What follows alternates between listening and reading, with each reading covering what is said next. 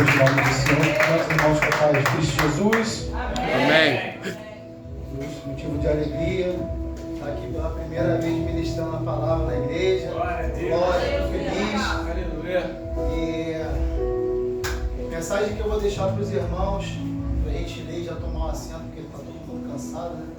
Fica em Neemias, capítulo de número 6, versículo de número 3.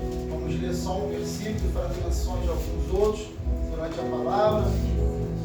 Eu vou ler para ganhar tempo. Ele diz assim: e enviei-lhes mensageiros a dizer: estou fazendo grande obra, de modo que não poderei descer, porque cessaria a obra, enquanto eu a deixar, se eu fosse ter convosco. A igreja pode se assentar dando glória. Glória a Deus, glória ao nome do Senhor. Pai querido, Pai amado, está aí a tua palavra, Senhor. Já foi lançada, agora é contigo, Espírito Santo. Trabalha nos nossos corações, trabalha no nosso ouvido, que essa palavra venha germinar e dar frutos, Pai. É isso que te pedimos e agradecemos nessa noite, em nome de Jesus. Aleluia.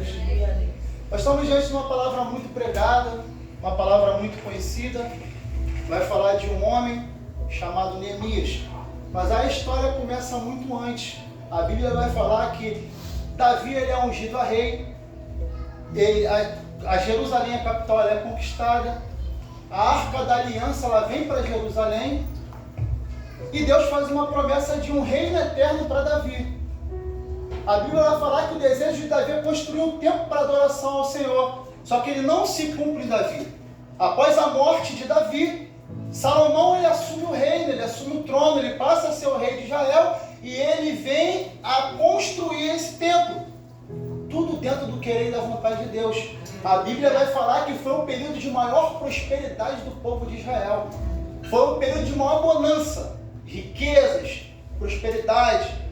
Só que com a morte de Salomão, o reino vai se dividir em dois. Reino do sul e reino do norte. Roboão e Jeroboão vão assumir cada um respectivamente o reino. E aí é onde começa o problema dentro do povo de Israel. O povo se corrompe. O povo deixa para trás todos os ensinamentos, os princípios que Deus estabeleceu, que Davi cumpria na risca e Salomão também. A Bíblia vai falar que eles colocaram templos, ídolos, idolatravam, adoravam imagens, adoravam outros deuses, se corrompiam em princípios. E a Bíblia vai falar que é aí que a mão do Senhor pesa sobre eles. Primeiro Deus levanta 3 profetas para pregar sobre esse povo. O profeta Isaías, o profeta Jeremias e o profeta Ezequiel. E a Bíblia vai falar que o povo zombava dos profetas. O profeta chegava para entregar algo da parte de Deus, o povo zombava. E é aí que a mão forte do Senhor veio sobre o povo de Israel. A Bíblia vai falar que o reino do norte é conquistado, o reino do sul também. Israel e Judá, eles vão para cativeiro, vão para exílio, passam 70 anos de opressão, sofrimento e dor. A Bíblia vai dizer que ali era o pior momento que o reino de Israel estava vivendo. Opressão, dor, sofrimento. Mas a Bíblia vai falar que Deus toca no coração do rei Ciro. Ele permite que o povo volte ao reino. O reino de Nabucodonosor cai. E o povo de Israel pode voltar para sua terra natal. E é aí onde entra Neemias nessa história. É aí onde começa a mensagem. A Bíblia vai falar de um homem que servia o rei, que era copeiro, que ouve a história dos seus antepassados e se comove. Quando ele ouve que o reino está destruído, o templo está destruído, todo mundo estava vivendo aquela situação difícil, que alguns fugiram e outros foram cativos, ele senta e começa a chorar. Ele fica triste com a situação dos seus antepassados, dos seus familiares. E a Bíblia vai dizer que ele ora e entra em jejum. Perceberam como é que a chave vira? Quando a gente tem um problema pela nossa frente, o segredo é orar para pedir direção a Deus e jejuar para se santificar, para a gente ficar sensível à direção que Deus vai nos dar. Então Neemias ali, ele dobra seu joelho, começa a orar, entra no jejum e Deus fala: vai lá, para de chorar, o tempo de tristeza acabou, o cativeiro caiu, o povo está voltando, precisa reconstruir os muros. Que a Bíblia vai falar que Deus levanta Zorobabel e Esdras para reconstruir o templo. Só que os muros continuam destruídos e queimados. E um templo, um reino, um castelo, sem o muro, está sem proteção, está sem defesa. Não basta só ter o templo, tem que ter as defesas. Neemias levanta, o templo está reconstruído, Neemias vai lá e começa essa grande obra, que é a reconstrução dos muros. É a reconstrução da muralha, da fortaleza, da proteção. Aí eu me lembro do apóstolo Paulo falando: revestivos, pois, de todas as armaduras de Deus contra as astutas ciladas do inimigo. Quem é o templo? Somos nós. Aleluia. Onde são as muralhas dos muros? São as armaduras. É aquilo que vai proteger o templo das investidas de Satanás. Repare que Jesus fala: no mundo tereis aflição, mas tenha bom ânimo. Aleluia. Jesus nunca disse que os ataques não viriam. Jesus nunca disse que a gente não sofreria ataque. Aleluia. Ele disse assim: quando sofrer ataque, revestíveis de todas as armaduras. Ele dá as estratégias para vencer os ataques do inimigo. E o povo, quando ele está ligado, ele presta atenção nas defesas, nas muralhas. Aleluia. A Bíblia vai falar que Neemias ele começa a reconstrução do muro. Neemias não era um qualquer. Neemias era um homem que tinha uma atribuição, ele tinha uma profissão, ele servia, ele era copeiro no reino. E ele pede uma chamada licença para o rei. Rei, posso ir lá reconstruir, posso ir lá cuidar do meu povo? Repare que quando Deus está no negócio, irmão, as coisas quebram até protocolo. Verdade. Eu não tenho nenhuma situação na Bíblia que um rei, alguém vê e dê uma carta de exceção para alguém cessar o seu trabalho para ir fazer uma obra que não seja obra para o rei. Então repare que Deus, quando Ele faz um milagre, Ele faz por completo. Deus toca no coração do rei, o rei permite que Neemias vá. Neemias vai e começa a observar, não conta nada para ninguém. Tem um outro segredo também. Neemias vai, ele sabe o que ele tem que fazer, mas ele não fala para ninguém. Primeiro eu vou observar, vou ver o que está acontecendo. Neemias vai e começa a observar. A Bíblia fala que ele está observando e não fala nada para ninguém. Aí Neemias começa a reconstrução das muralhas. A Bíblia vai falar que assim que ele começa, se levanta 3 homens para tentar impedir a obra de ser feita. É assim na minha e na tua vida. Ninguém está fazendo nada, mas se tu meter a mão para fazer, vão tentar te impedir, vão tentar te parar, vão invejar aquilo que tu está fazendo. Porque a inveja não é através do que você tem, é pelo que você carrega. Você carrega a presença do Espírito Santo. Então nunca foi sobre riqueza, nunca foi sobre postura, nunca foi sobre bens, sobre posse, foi sobre presença. Quem tem presença incomoda. Quem tem presença chama atenção. Quem tem presença faz diferente no meio do povo. E a Bíblia vai falar que ele começa a reconstruir as muralhas. Aí vem Tobias e vem Sambalate primeiro e começam a debochar dele. Ah, sai daí, cara. Não vai dar em nada não. Sozinho, só com esses homens aí, não vai dar nada não. Aí eu me lembro de Noé, que Deus dá também uma obra para Noé fazer. Todo mundo zomba de Noé. Noé vai lá e não dá atenção para ninguém e constrói a arca. Ele começa a obra e ele não dá ouvido para ninguém. Esse é o segredo de quem tem foco em Deus. Ele não precisa da opinião alheia. Ele não precisa de motivação de ninguém. A motivação dele vem de dentro. A motivação dele vem do céu. A motivação dele vem de quem realmente pode ajudar ele a cumprir o propósito. Diferente às vezes de mim e de você, que a gente precisa de uma autoafirmação. A gente precisa ser elogiado. A gente precisa que as pessoas falem: tá indo bem, hein? Pô, parabéns. Meu irmão, não entra nessa não, a gente precisa da aprovação de Deus. Aleluia. Porque é Deus que vai nos justificar.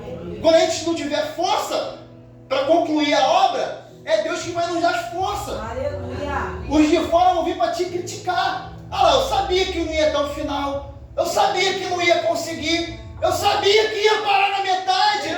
Mas com Deus é diferente. Deus te toma pela mão, te levanta, te ajuda a carregar o peso, os fardos. Aleluia! Louvado seja o nome do Senhor. Esse homem me chama muita atenção porque ele não precisava. Ele estava vivendo no palácio, no conforto, não tinha nada com nada. Ele podia ter orado do palácio, podia jejuar do palácio. O Senhor vai lá e intercede por eles. Não. Diferente, ele orou, jejuou e foi lá. Porque o crente tem que ter essa essência. O crente não pode perder a essência. É um povo só. Não é só quem está dentro da tua casa, dentro da tua igreja, não. Aleluia. É um reino só. Quando a Bíblia fala de aprisco, fala de ovelhas, é a ovelha do reino de Deus. Somos todos ovelhas. Todas as igrejas fazem parte de um aprisco só. É o reino de Deus. Mas a gente só se preocupa com o nosso umbigo. A gente só se preocupa com quem está próximo de nós. Quando Jesus fala assim, amai o próximo como a ti mesmo, nunca foi amar quem está próximo de você. Amar teus filhos, teus parentes, teus amigos, quem é da tua igreja. Não. É para você amar aquele que tu não conhece. Aquele que tu não tem nenhum tipo de vínculo, de laço. É difícil, irmão. Tu virar ali e chegar uma pessoa que tu nunca viu na tua vida. Irmão, vem cá que eu vou te dar um abraço. É difícil. Aleluia. Porque ao longo do tempo nós fomos perdendo essa essência. Nós fomos perdendo essa essência.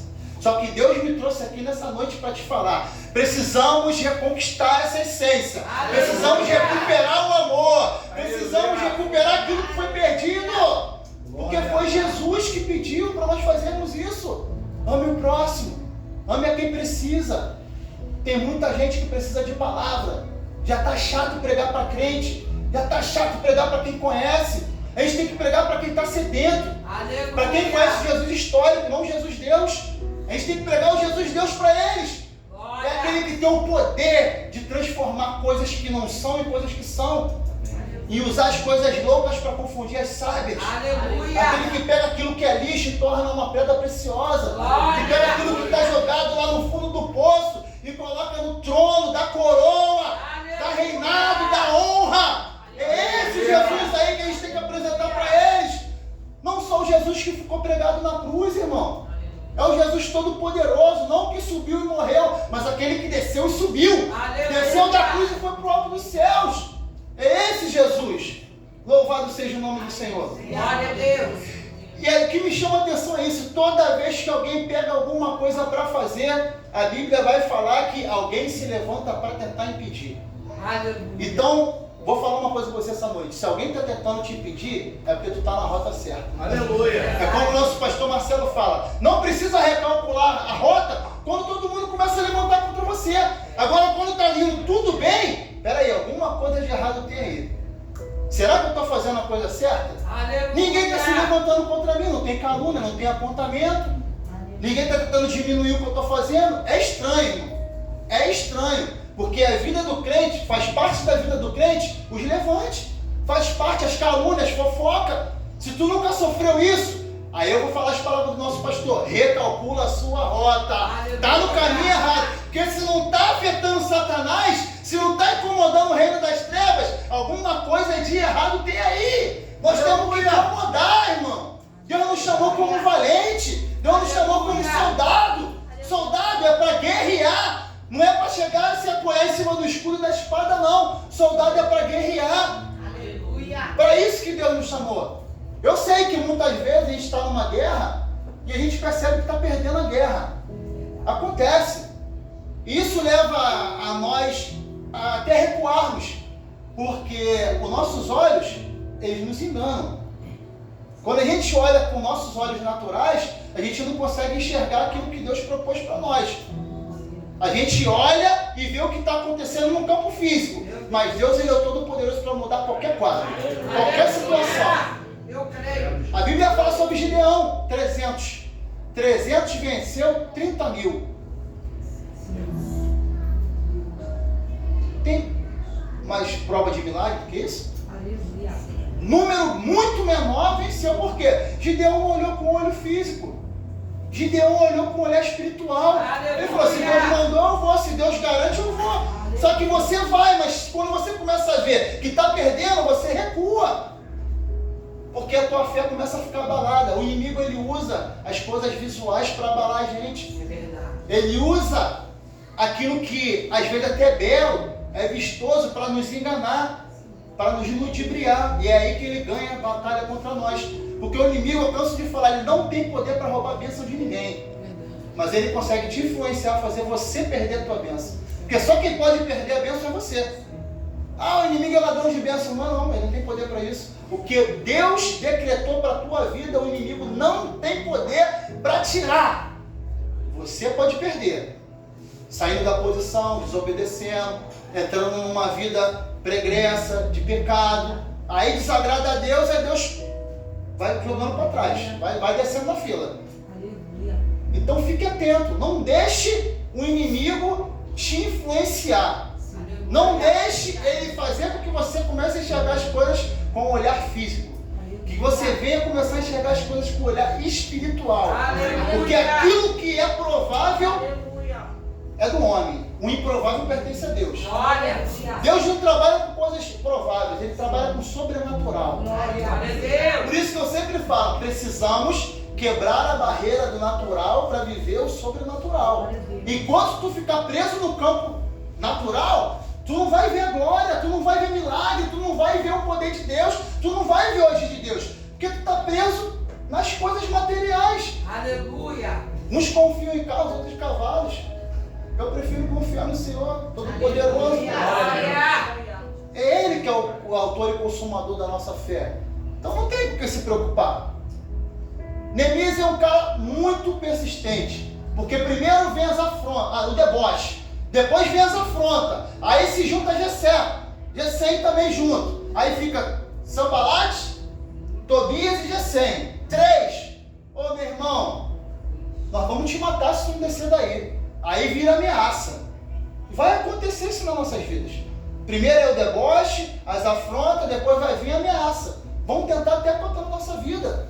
Dependendo da obra que a gente faça, dependendo da obra que Deus colocar na tua mão, podem até tentar contra a tua vida. Se for para pregar numa boca de fumo, pregar para traficantes, pessoas perigosas, pode ir evangelizando, tomar uma facada, irmão. Tomar um tiro, tomar uma pedrada, uma paulada. Podem tentar contra a tua vida. Então a gente tem que estar bem ligado. Tem que estar bem ligado. Começaram as afrontas, o deboche, começaram as afrontas. Ele não estava nem aí. Ei, estou fazendo uma grande obra, não tenho tempo para isso. O problema é que a gente para dar ouvido àquilo que a gente não tem que dar. Lembra do Éden? A serpente chega para Eva e fala assim: é certo que tu não morrerás se tu comerás desse fruto. Ela fala com convicção, palavra de efeito. A Eva esquece o que Deus falou e dá atenção ao que a serpente falou. Por isso que às vezes tu não conclui as obras que Deus dá na tua mão, porque tu para ouvir quem não tem que ouvir. Aleluia. E nós temos uma mania muito feia, que é, quando Deus dá algo na tua mão para tu fazer, Deus dá data para começar e data para terminar. Aleluia. Não é para a vida toda não, irmão, tem tempo. O tempo não para. Aí a gente quer começar, a hora que a gente quer, peraí, semana que vem, hoje eu estou trabalhando muito, eu estou muito atarefado. E para concluir a mesma coisa, começa e às vezes nem conclui. Verdade. Para pelo caminho, porque fica dando ouvido a um montão de gente, um montão de pessoas. E Deus não gosta de qualquer coisa. Deus não aceita qualquer coisa. Aleluia. Se fosse assim, ele aceitava o que Caim entregou para ele como oferta. Ele não aceitou qualquer coisa. Ele só aceita a primícia. Aleluia. Deus só aceita aquilo que é de melhor nosso. Resto fica pra gente. É primeiro para Deus e o resto pra gente. Mas tem gente que é diferente. Dá o resto para Deus e quer viver na abundância. Não vai. Foi falado aqui, a nossa missionária Sandra ali falou. Márcia, perdão. Foi o principal, é o básico. O básico é dar para Deus o que é melhor, porque pertence a Ele melhor. A Ele pertence toda a honra, toda a glória. É para Ele todas as coisas. Então quando tu coloca Deus em segundo plano, tu já tirou a majestade dele. É como se tu fosse lá tirar essa coroa, né, pastor Marcelo? Tirou a coroa de Deus. Não faz sentido. Se é Deus que é o Senhor da tua vida, Aleluia. é Ele em primeiro lugar. Aleluia. Se é Deus que é o Senhor da tua vida, é nele que você tem que colocar a tua confiança. Aleluia. É nele que você tem que colocar as tuas expectativas. É nele que você tem que colocar a tua ansiedade, a tua perseverança. Aleluia. Jesus não fala: vinde a mim os fracos e oprimidos, eu vos Aleluia. aliviarei. porque meu jugo é suave, meu fardo é leve. Quando Jesus está falando isso, ele tem a convicção que nós vamos ficar cansados, que nós não vamos suportar a carga, Robert. É ele te oferecendo ajuda nessa noite. Ei, quando o jugo estiver desigual, quando o fardo estiver pesado, vem a mim, recorre a mim, eu estou aqui pronto para te ajudar. Mas a gente não pede ajuda para Deus. A gente vai lá no vizinho, não estou aguentando. A gente vai no parente, a gente vai no amigo. E Jesus está lá, o único que pode resolver. A gente não vai no único que pode resolver. Esse é o problema.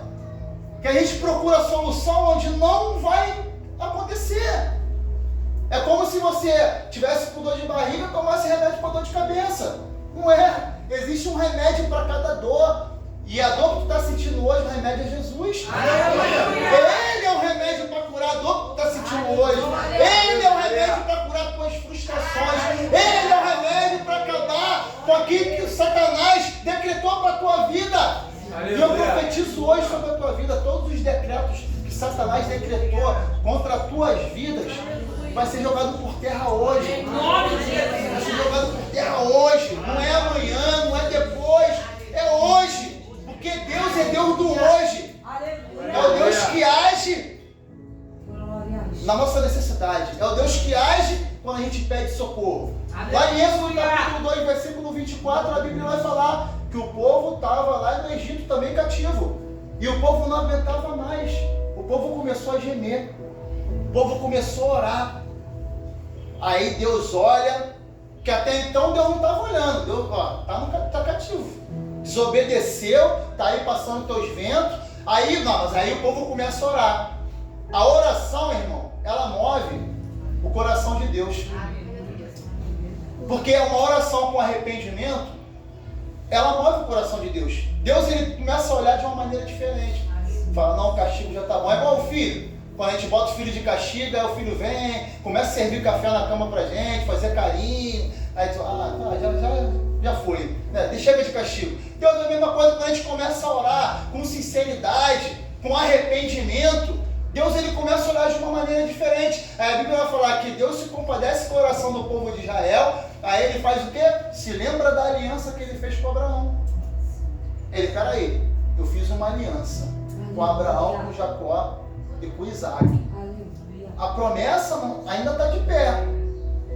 É isso que eu tenho para falar também para você nessa noite. A promessa está de pé. Mas tem que se posicionar. Deus não dá nada para ninguém que está de qualquer maneira. Gente de qualquer maneira não recebe promessa.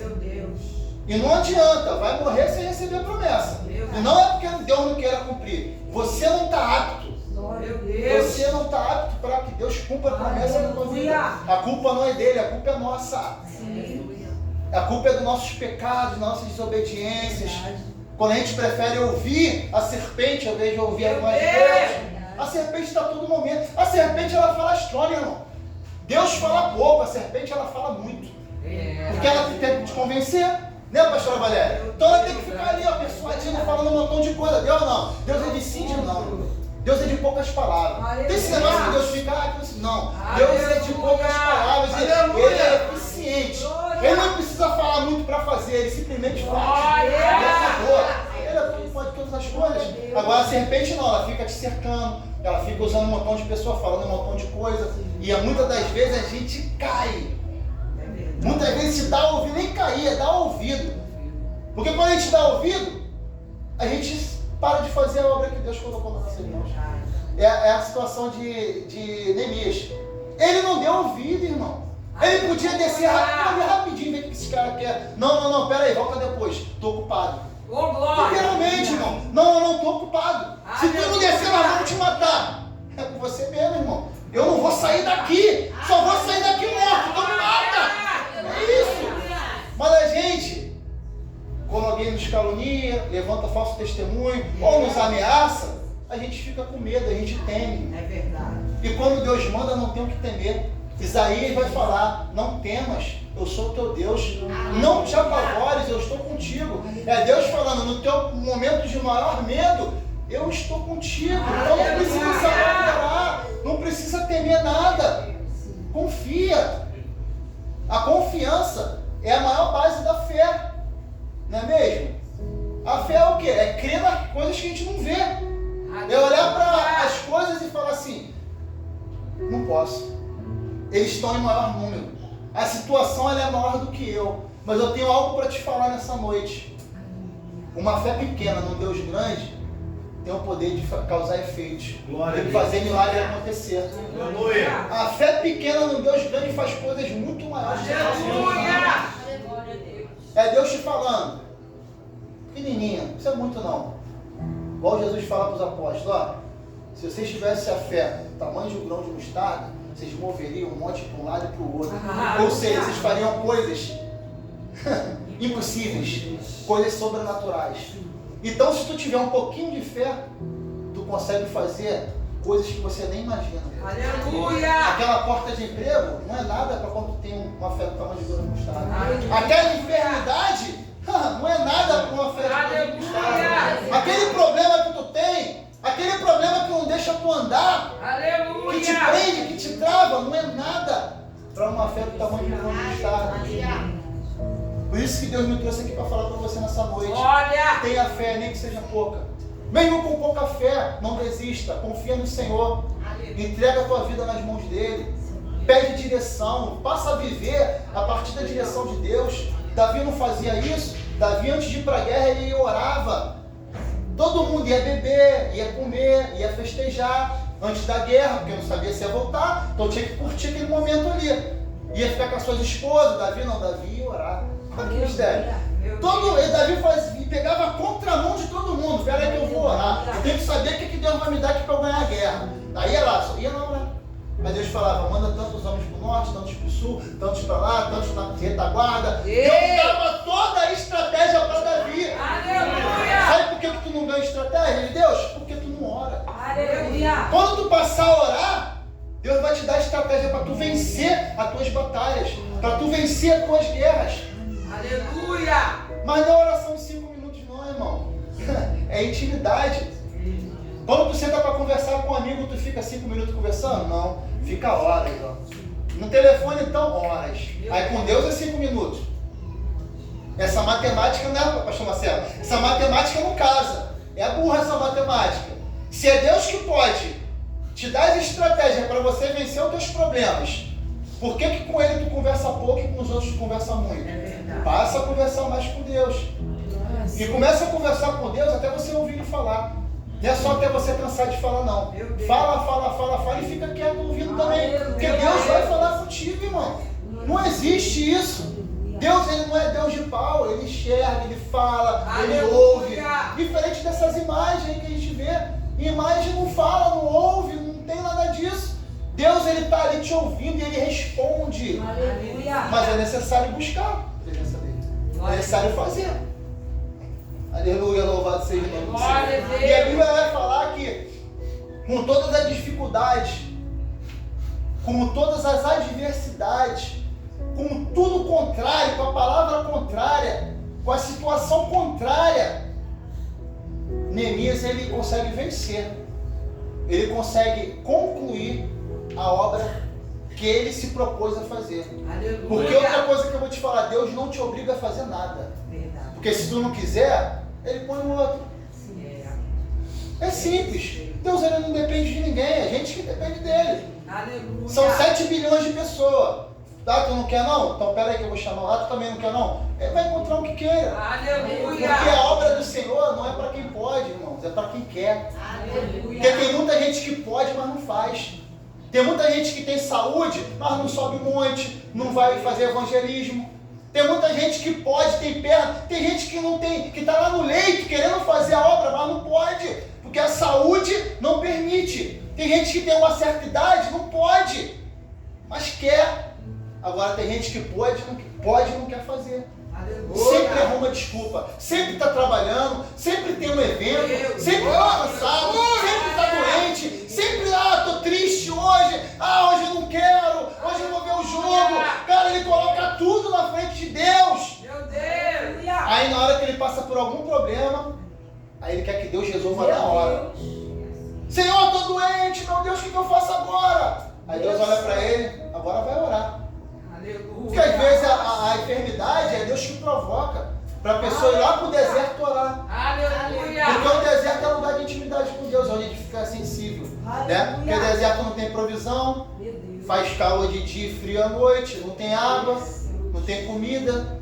Aí tu vai fazer o quê? Vai ficar sensível, vai ter que se render a Deus. Aí Deus deixa a camarada lá no deserto, lá orando. Não vou matar não, mas deixa ele ali. Aí às vezes a pessoa fica 10 anos da vida no deserto, não entende por quê. Não é maldade de Deus não, mas é a forma que Deus usa para nos corrigir, chamar a nossa atenção. Porque se ele não tivesse nem aí com a gente, deixava logo o diabo tocar na gente, fazer o que ele quer fazer. Mas se ele ainda te corrige, é porque ele te ama. Aleluia. Deus ele só ama aqueles que ele, só corrige aqueles que ele ama. Aleluia. Deus só se preocupa com aqueles que têm propósito, que têm chamado.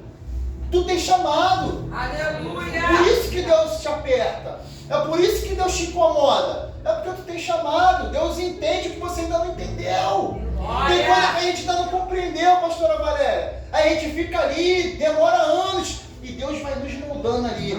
É como Jeremias fala no olheiro, né? Que vai lá na casa do olheiro e Deus vai moldando ali. Aí de tanto a gente resistir, o que acontece? O vaso quebra. Porque a Bíblia fala isso, que não é Deus que quebra o vaso. Meu Deus. O vaso se quebra sozinho. Por quê? Porque faz resistência. Deus está tentando moldar, o vaso está resistindo. Aí o que acontece? É natural. O vaso quer ir para cá e Deus muda. Vai quebrar.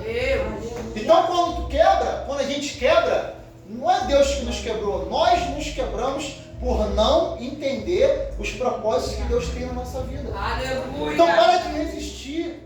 Para de lutar contra a vontade de Deus. Fica sensível. Não precisa ir para o deserto. Meu Deus. O deserto ele não é obrigatório, ele é opcional. É a gente que opta ir para lá. É a gente que opta. Então que nessa noite essa mensagem fique gravada no coração de vocês. Aleluia. Não resista.